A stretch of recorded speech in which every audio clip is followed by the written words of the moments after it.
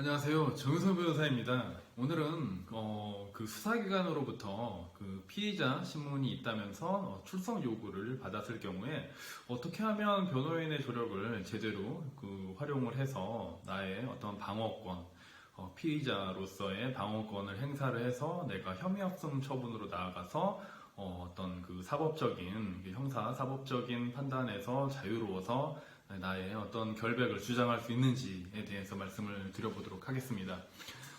이제 경찰서에서 이렇게 수사를 받는 경우가 이렇게 많지는 않으시다 보니까 수사기관으로부터 어떤 그런 소환장이 오고 소환 통보가 오고 뭐 전화가 와서 언제까지 뭐 나와라 이렇게 했을 경우에 굉장히 당황하시는 경우가 많습니다. 근데 그렇게 당황하실 필요가 없고요. 일단은 수사기관에서 날짜가 언제가 좋냐라고 했을 때에는 협의가 가능하다는 것을 반드시 기억하셔야 됩니다. 나오라고 해서 무조건 가야 할 어떤 그런 건 없고요. 계속해서 뭐 도망 다니거나 뭐 연락이 안 되거나 하면 뭐 구인영장이나 체포영장 통해서 강제로 어떤 신문을 받아야 되는 상황에 처하실 수도 있지만 수사는 기본적으로 임의 수사가 원칙이지 강제 수사, 어떤 법원의 영장이나 이런 걸 필요로 하는 강제 수사가 원칙이 아니기 때문에 수사기관을 너무 겁내어하지 마시고 원칙은 피의자의 어떤 인권 보호에 훨씬 더 비중을 두고 있습니다. 우리 형사소송법은요.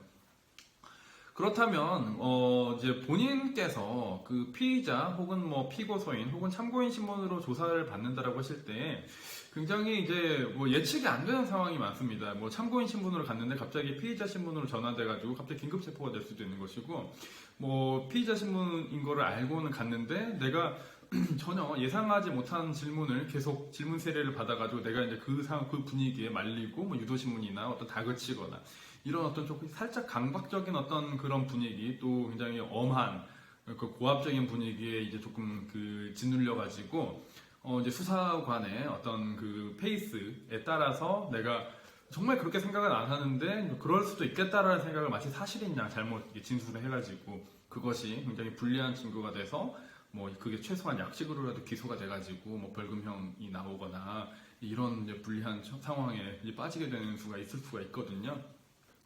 그러면은 어떤 경우에 그 변호사를 선임을 해서 이 그 나의 어떤 그 진술에 있어서 방어권을 정확히 행사를 해서 내가 정말 필요한 이야기만 할 수 있느냐 요거를 조금 안내를 해드리겠습니다.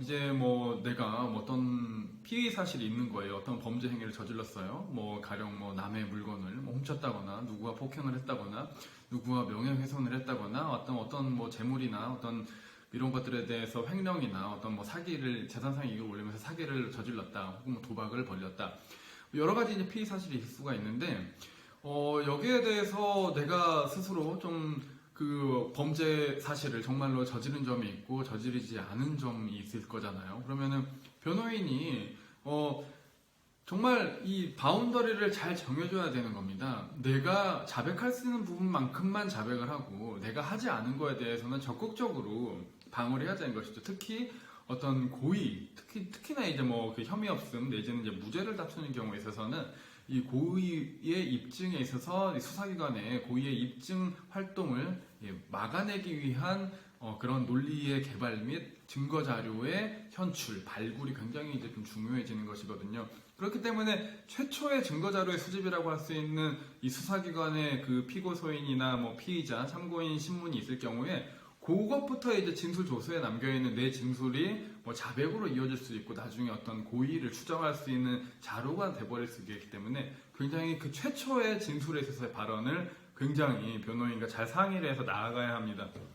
근데 굉장히 굉장히 아쉽게도 변호인을 막상 선임을 했는데 이 변호인이 좀 불성실한 어떤 그 변호 활동으로 인해서 수사기관에 같이 이제 동석을 하는 것이죠. 어떤 그 이제 가령 뭐 사기죄로 이제 입건이 돼가지고 이제 피신조서, 피의자 신문을 받으러 갔는 조서를 작성 받으러 갔는데 그 앞에서 뭐 변호인이 옆에 앉아 있기는 하는데 뭐 아무 말도 사실은 안 한다거나 뭐 부당한 어떤 신문이 상대방 그 수사기관으로 있는데 그거에 대해서 별로 제지를 하지 않냐고 멀뚱멀뚱 있는다거나 뭐 충분한 휴식 시간을 요청을 해서 불리한 진술이 있을 때는 잠깐 끊고 뭐 회의를 하고 이렇게 돌아와서 또 이어서 수사를 받을 수가 있는데도 뭐 그조차도 하지 않고 오히려 뭐 조금 뭐 변호인이 뭐 수사 뭐 이렇게 신문을 받는 동안에 뭐 내가 일체로 뭐 해드릴 게 없고 뭐 내가 나 옆에 있는 것뿐이다. 이런 식으로 소극적으로 나오는 경우에는 굉장히 아쉬운 이제 변호 활동의 형태이겠죠.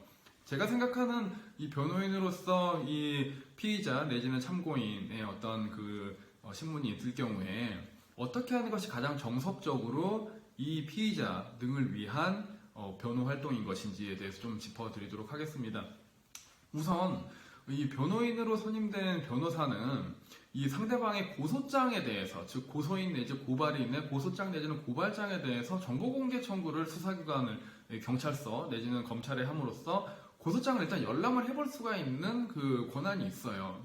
즉 그냥 수사기관의 전화나 소환장만 받고 나아갈 경우에는 이 고소사실이 무엇인지를 당최 알 수 없는 거예요. 내가 짐작은 하지만 정확하게 고소사실이 무엇인지, 또 이 고소인은 과연 어떤 증거자료를 과연 냈을 것인가에 대해서 짐작할 수 있는 단서가 고소장에 다 있는 것이거든요.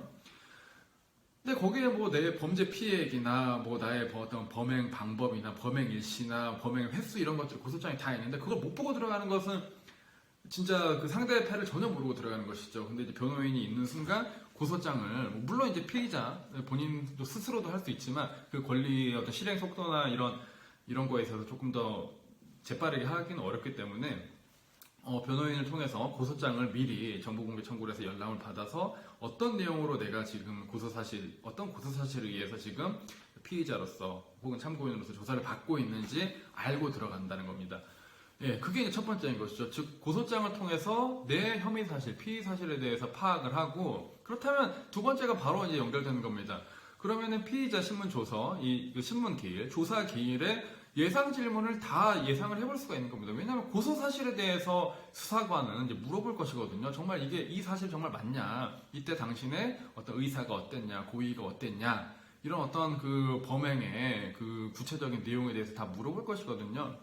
그러면 고소사실에 반하는 내용을 충분히 이 피의자로서는 주장하고 방어를 해야지만 수사기관에서 무혐의 처분이 나와가지고 재판으로, 형사 공판으로 넘어가는 것을 막을 수가 있는 것입니다. 즉 변호인으로서 할 수 있는 이 두 번째 중요한 역할은 고소장을 열람하는 것에 그치지 아니하고 예상 질문과 답변을 이 피의자 혹은 이 참고인 혹은 피고소인, 피진정인에게 이렇게 정확히 속달을 시켜줌으로써 떨지 않고 이 대본에 의해서 수사기관의 어떤 그 신문에 대응을 할 수 있는 그 맥락을 만들어 줘야 되는 겁니다. 그렇지 않고 그냥 대충 이렇게 뭐 얼버무려가지고 이러이러한 질문 할 것 같은 이렇게 대답하세요 하면은 막상 가면 이제 당황하고 기억이 안 나고 이럴 수 있거든요. 그래서 저 같은 경우에는 Q&A, 그러니까 질문 답변식으로 다 이제 한번 이렇게 초안을 만들어 드립니다. 그러면 그 안에서 80%는 다 이제 소화가 됩니다.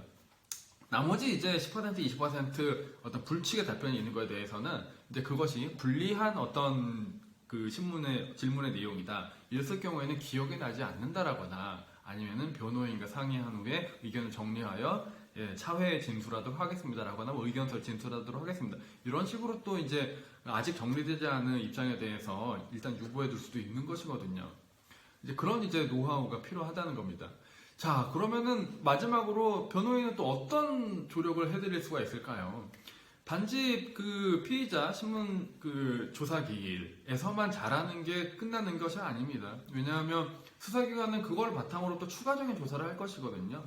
추가적인 어떤 영장 청구나 혹은 다른 참고인들을 불러들이거나 뭐 전화 조사를 하거나 이런 식으로 추가 이제 이 피의자의 어떤 자백이나 혹은 피의자가 부인하는 어떤 진술에 반하는 새로운 증거 자료들을 계속 모을 것이기 때문에, 즉 수사기관은 이 당해 그 피고소인 내지 피의자와의 조사가 끝난 이후에도 계속해서 이제 이 피의자의 혐의 사실 입증하기 위한 수사 활동을 계속 이제 진행을 해나갈 것이잖아요. 마찬가지로 그러면은 변호인도 그 기일에 어떤 신문 기일에서 끝나고 역할이 끝나는 게 아니라 이제 그 수사기관의 앞으로의 수사 상황을 예측을 해서 그거를 변호하고 방어할 수 있는 추가적인 그 변호 활동을 나아가야 합니다. 이걸 예상할 수 있는 키는 뭐냐?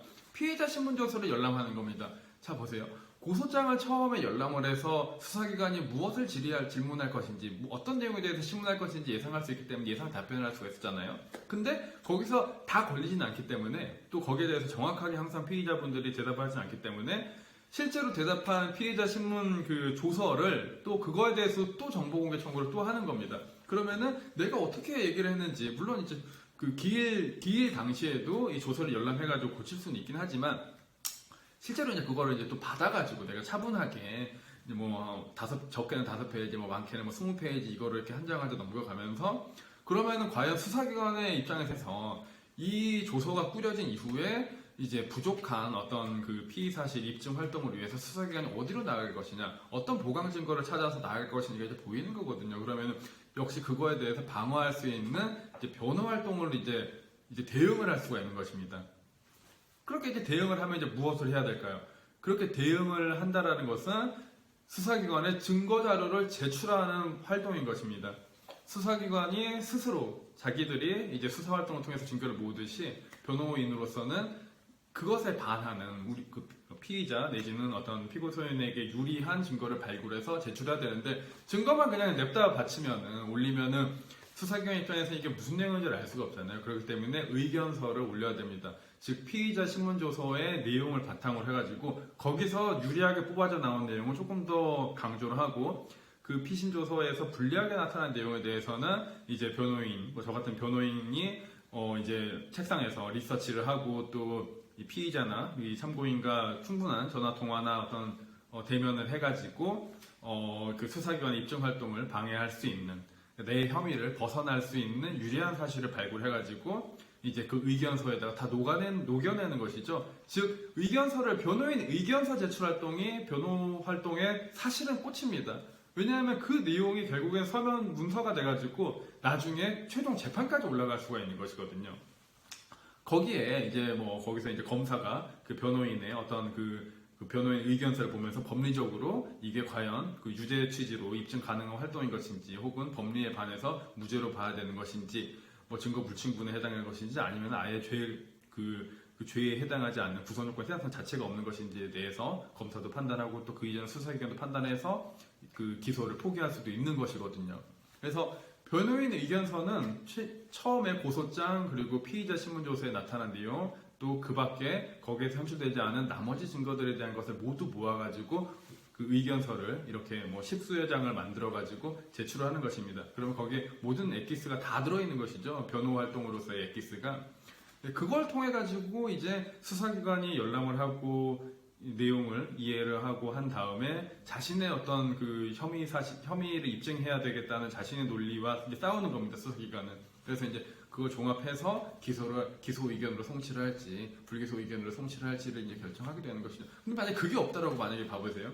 변호인이 신문조서에 이제 조사기를 동석은 했는데 그 이후에 추가적인 증거 자료를 피의자로부터 제출받지 아니하고, 또 그렇기 때문에 의견서도 또 나아간 것이 없다라고 하면은 피의자 신문 기일 이후에 이 피의자의 방어 활동은 이제 끝나버렸다는 것이 됩니다. 즉 수사기관의 의중대로만 계속 흘러가게 된다는 것이죠.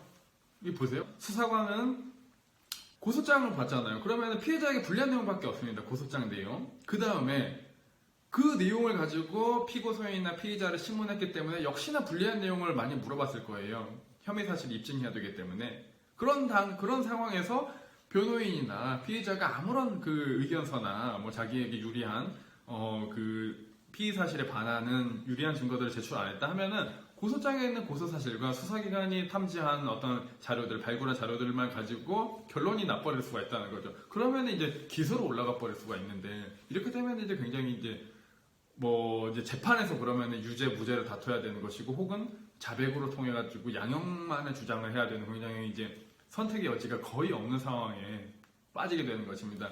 그렇기 때문에 수사 단계에서 그 유능하고 꼼꼼하고 그 준비가 잘 되어 있고 사려 깊은 변호인을 만나는 것이 굉장히 중요합니다. 고소장을 최대한 빨리 열람을 해서 고소 사실이 무엇인지를 어서 특정을 하고, 그것을 안 상태에서 피의자 혹은 피고소인이나 참고인에게 예상 질문 답변을 만들어서 제공을 해서 숙달을 시키고, 이제 어떤 그 조사가 끝난 다음에는 조서를 열람을 해가지고 거기에서 나타난 유불리를 바탕으로 이제 비로소 변호인이 최종 엑기스만을 모아가지고 그 가장 유리한 내용대로 이러한 내용이기 때문에 이 피의자에 대해서 무혐의 처분, 혐의 없음 처분을 내려주시기 바랍니다. 라는 최종 결론으로 나아가고 그 내용에 따라서 수사기관이 역시 그 내용을 자기의 수사 방안과 증거 자료에 대비를 하면서 피의자에게 유리한 결론으로 나아갈 수 있는 토대가 완성이 되는 것이죠. 그래서 이런 역할을 하는 게 변호인으로서의 역할입니다. 그러니까 어떤 조사기일에만 동석하는 것이 역할이 아니고 그 조사기일을 제대로 방어하기 위해서 전 단계로서 고소장 열람과 예상 질문의 작성 그리고 이 당일의 조사기일에 커버하지 못했던 영역에 대한 것을 또 서면과 새로운 증거로서 또 다시 한번 커버를 해가지고 앞뒤로 이렇게 충분한 변호 활동을 통해서 공소 제기로 공소장 제출로서 나아가지 않아서 형사 재판으로 빠지지 않게 만드는 거 이게 이제 변호인의 역할인 것이거든요. 그래서 어떤 피의자 어떤 그 고소를 당하시거나 어떤 뭐 인지에 의해서 이렇게 뭐 조사를 받으시거나 이런 불안한 지위에 빠지신 분들께서는 어떤 변호인을 찾으실 때에는 그런 활동들을 해줄 수 있는지 반드시 물어보고 선임을 하셔야 됩니다. 안 그러면 자칫하다가는 뭐 이건 안 되는 사건이다 뭐 이런 식으로 얘기하면서 뭐 고소장 열람도 제대로 안 하고 피의자 신문조서도 열람도 제대로 안 하고 조사기일에도 특별히 제대로 코치도 안 해주고 어떤 수사기관의 어떤 수사기법에 대해서 뭐 그렇게 이의나 항의도 하지 않고 그 조서가 끝난 다음에 어떤 조서 열람의 기회에 그거를 이제 오기나 어떤 그 잘못 쓰여진 진술에 대해서 수정 증감을 할 수 있는데 그조차 안 하고 그리고 나아가서 이제 의견서 제출도 포기하고 이런 불상의 사태가 굉장히 불상사가 나타날 수 있는 것이기 때문에 내가 가지고 있는 변호인에게 기대할 수 있는 나의 어떤 요구권이 있거든요. 통상 변호인이 정상적인 변호인이라면 하게 되는. 그래서 이 세 가지를 반드시 좀 챙기시는 게 좋습니다. 즉 고소장 열람은 언제 할 것이며 정보공시는 언제 할 것이며 예상질문 답변지는 언제 만들어 줄 것이며 그리고 어떤 세 번째 그 피의자 신문 그 조사기일 당일에 나를 어떻게 케어를 해줄 것인지 그 조사가 끝난 다음에 피의자 조서는 정보공개 청구를 또 언제 할 것이며 그런 다음에 매우 중요하게 의견서, 변호인 의견서는 내 새로운 보강 증거, 나를 방어할 수 있는 증거 자료들과 함께 언제쯤 수사기관에 제출할 것인지 그 초안에 대해서는 언제 나에게 제공을 해주셔가지고 내 컨펌하에 변호인 의견서 제출될 것인지 만약에 경찰 단계에서 기소 의견으로 검찰 송치됐을 경우에 검찰 단계에서는 또 검찰의 입증 활동에 대해서 어떻게 방어를 할 것인지 검찰 단계에서 다시 수사지휘를 경찰에 내려가지고 불기소 방향으로 다시 수사지휘를 할 수 있는 보관이 있는 것인지 이런 것들에 대해서 충분히 이야기를 나누신 다음에 변호인 선임을 하는 것이 좋습니다. 네, 이상 어떤 그 피의자 신문조사를 앞두고 변호인 선임을 고민하고 계신 분들께서 반드시 체크해야 할 좋은 변호인을 찾는 방법에 대해서 설명을 드려보았습니다. 예, 감사합니다.